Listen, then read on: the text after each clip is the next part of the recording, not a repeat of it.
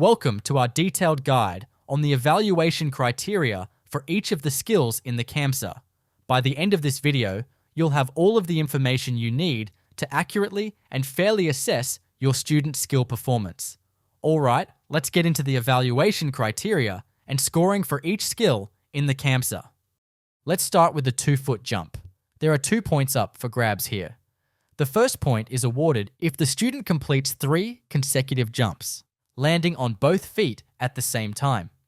The second point is for both feet to land together inside each of the 3 right-hand hoops without touching them and without taking any extra small jumps between hoops. Remember, these points are scored independently.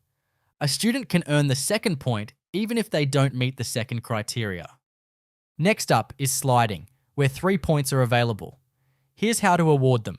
The first point is for proper body alignment and foot positioning during the first slide. The second point is for proper body alignment and foot positioning when sliding in the opposite direction.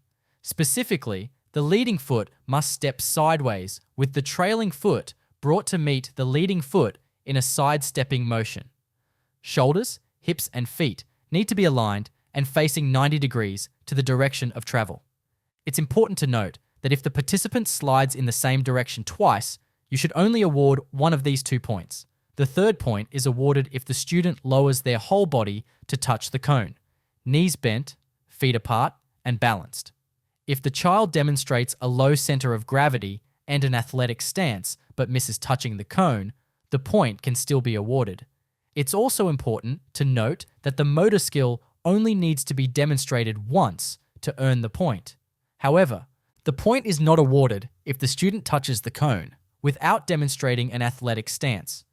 For example, if they bend at the waist to touch the cone but keep their legs straight on both occasions, they don't meet the criteria for this point.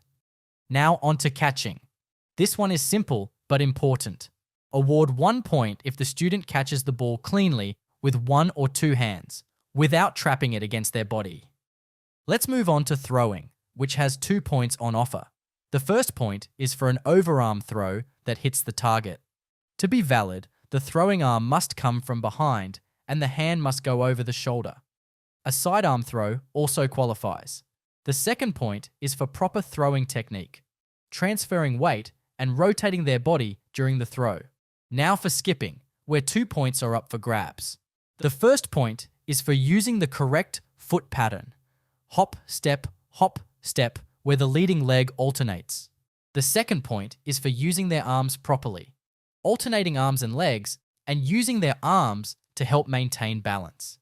Even if the foot pattern isn't perfect, they can still earn the point for correct arm use, and vice versa. Let's move on to the 1-foot hop, where students can earn 2 points.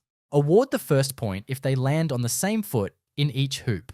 The second point is for hopping only once in each hoop without touching the hoops. Finally, let's talk about kicking, which has 2 points available. The first point is awarded if the student kicks the ball smoothly and it goes between the cones. To earn this point, look for a continuous running pattern, well-judged timing of the kick, and a rapid, smooth approach.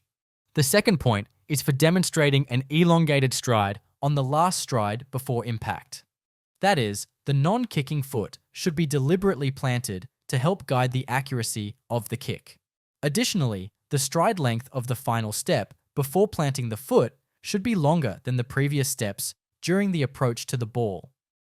So, there you have it, a clear breakdown of how to score each skill in the KAMSA. Remember, the key is to observe carefully, apply the criteria consistently, and ensure each point is scored independently. This helps give an accurate reflection of the student's abilities while keeping the process fair for everyone involved.